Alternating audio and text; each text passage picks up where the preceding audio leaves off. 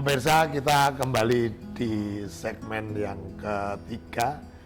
Mungkin ini segmen yang terakhir. Nah, di segmen yang ketiga ini saya akan meminta saran ini kepada senior DPR. Mas Pras yang sudah 3 periode, kira-kira 15 tahun berkiprah di DPRD, ada nggak beberapa regulasi yang harus disesuaikan dengan kondisi yang akan datang? Nah, misalnya tadi kita sudah membahas isu lingkungan, kita membahas isu tentang bagaimana mengendalikan minuman beralkohol. Nah, ini ada tidak nanti perda-perda yang sekiranya lebih pada untuk kepentingan masyarakat Kota Yogyakarta yang perlu diperbaharui lah dalam hal ini untuk kontekstualnya biar sesuai dengan kondisi zaman. Nah, monggo Mas Pras.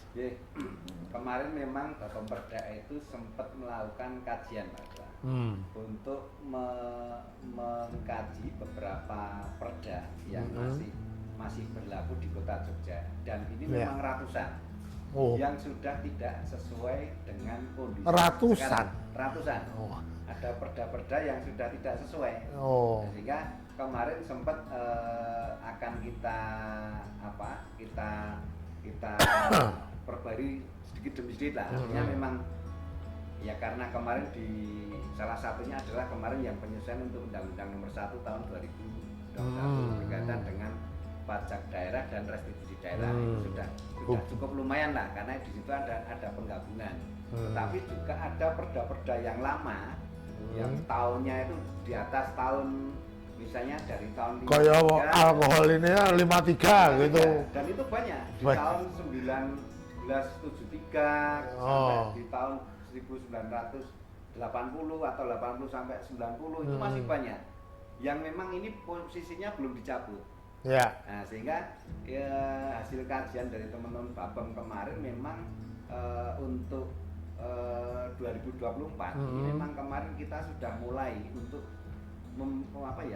menyesuaikan, artinya perda-perda yang memang sudah tidak relevan tadi untuk sedikit demi sedikit sudah kita perbaiki lah. Nah, kalau yang tahun-tahun lawas misalnya seperti untuk kemarin itu retribusi untuk pemeliharaan anjing misalnya, itu kan sudah perda yang lama.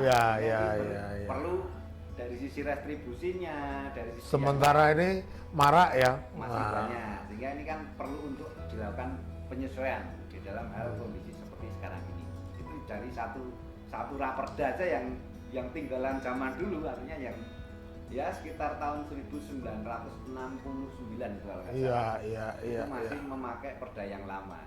Sehingga kalau dari sisi retribusi lah ini Rp10 itu sudah tidak sesuai. Sekarang tadi saya ingat kalau disesuaikan dengan Permendagri 180, kenaikannya hanya 25%, terus kita per tahun hanya dapat jatah antara 13 sampai 15, anek ratusan, kira-kira menyesuaikan butuh berapa lama itu? Ya, kemarin sampai kita bahas berkaitan dengan itu Pak, untuk tata kalanya maupun yang perda-perda kita klasifikasikan supaya bisa jadi satu. Kan ini ada banyak ini. Kemudian karena ini belum dicabut, masih berlaku, dan ini memang sudah keluarnya aturan yang baru. Memang mau nggak mau nanti ada beberapa ini memang menjadikan satu. Supaya lebih memperpendek atau jumlahnya jumlahnya. Meringkas pada perda-perda. Jadi perda omnibus law ramu undang-undangnya. Dan itu banyak ini. Misalnya ada satu rumpun yang memang hampir sama misalnya, itu bisa kita jadikan satu. Saya jadi teringat, Mas Pras. Ada aturan baru, yaitu Undang-Undang Nomor 13 Tahun 2022 kalau tidak salah, yang mengatur tentang pembuatan peraturan perundangan. termasuk produk hukum daerah. Ya. Nah, ini harus melibatkan Kanwil Kemenkumham di daerah itu. Nah, sebetulnya menurut pendapatnya jenengan bagaimana itu? Kalau menurut saya lebih bagus. Lebih bagus. Lebih bagus karena aturan yang baru ini memang sebelum kita memutuskan sebuah raperda ataupun menyetujui sebuah raperda, memang ini finalnya ada di Kemenkumham. Apakah perda ini layak dibahas atau tidak? Sehingga begitu mereka menyatakan ini sudah layak dan ini sudah siap untuk dipansuskan ini menurut kami memang lebih bagus. Cuman apa ya? Tambah waktu lah. Oh gitu. Tambah waktu. Nah itu kan semakin lama lagi kok nanti. Ada timeline waktunya. Ada. Timeline waktunya. Kan? Nah ini menurut jenengan kira-kira komitmennya gimana? Ya di satu sisi kita butuh serius sih, karena itu menyangkut produk hukum daerah. Jadi kemarin memang ada beberapa, contohnya ada beberapa raperda inisiatif yang bukan tidak selesai ataupun tidak lolos dari penilaian daripada Kanwil Kumham. Karena mungkin sudah diatur di aturan di atasnya, ataupun yang sudah ada perdanya, ataupun yang lain. Tapi memang kemarin yang pasti bahwa posisi daripada Kanwil Kumham ini memang sebagai penilai terakhir. Apakah perda ini layak untuk diperdakan atau tidak, itu saja lah menurut itu. Kalau kemarin memang yang diatur di dalam Permendagri 80 tahun 2000 hanya yang penting ada draft raperda maupun draft naskah akademiknya. Itu. Tapi kalau sekarang sudah berbeda. Artinya sebelum masuk di dalam propem itu memang harus ada persetujuan daripada pihak Kanwil Kumham. Jadi dari naskah akademis yang sudah dirancang usulannya dinilaikan dulu, terus baru bisa masuk propem perda. Sehingga sekarang lebih ketat dan lebih istilahnya lebih terkontrol lah. Apakah perda ini layak atau tidak itu. Loh, kan di dalam pembahasan raperda itu kan ada harmonisasi.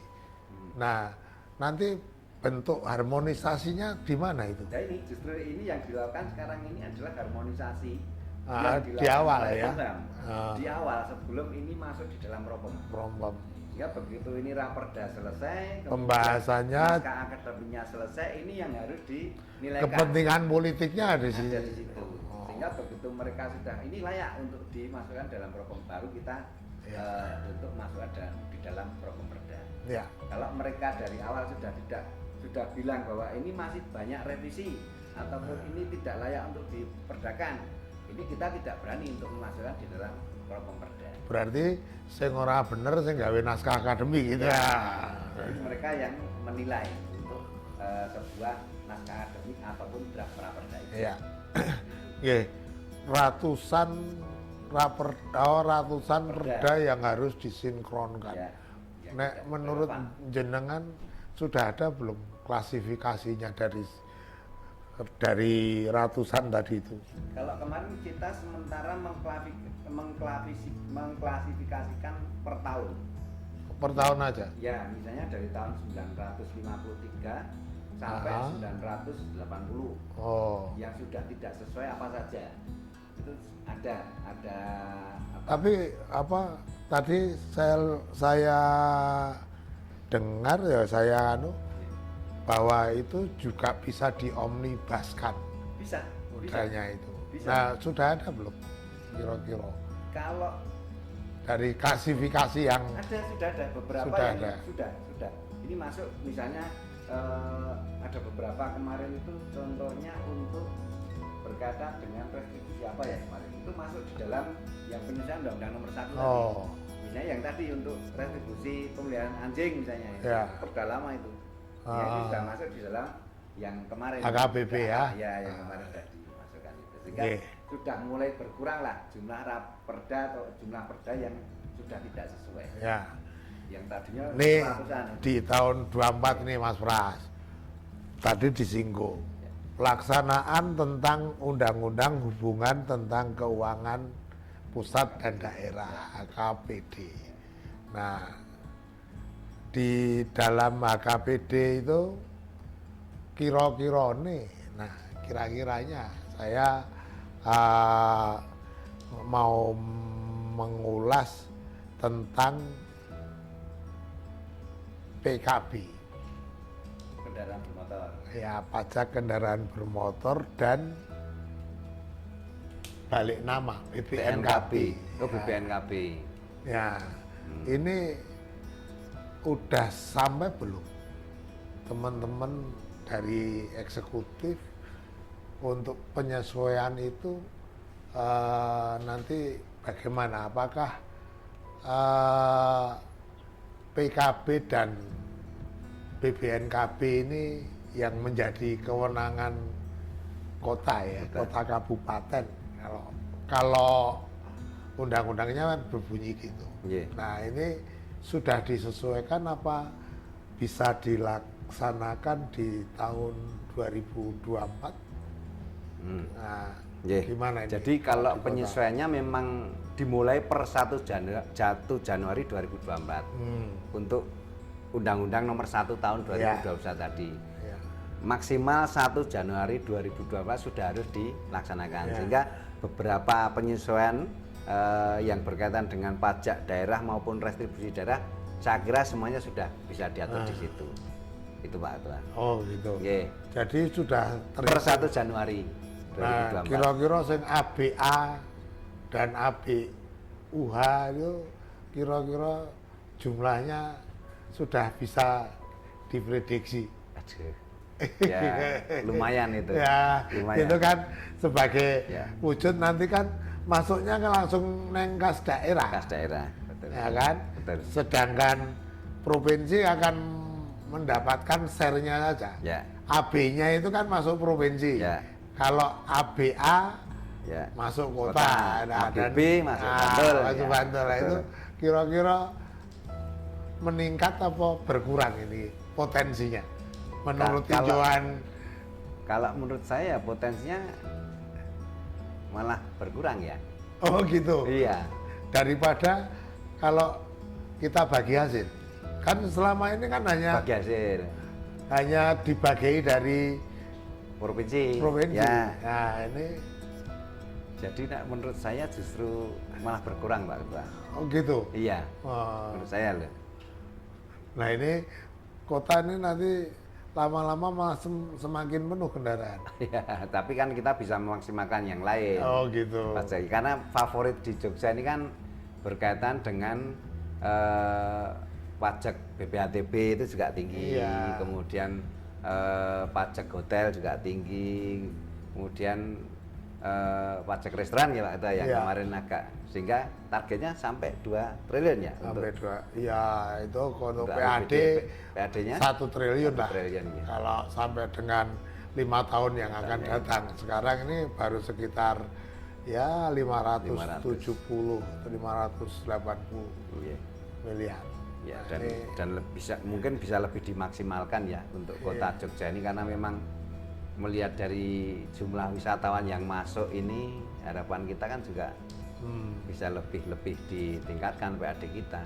Memang butuh inovasi ataupun butuh terobosan di dalam hal dalam bahasanya itu golek duite kan gitu.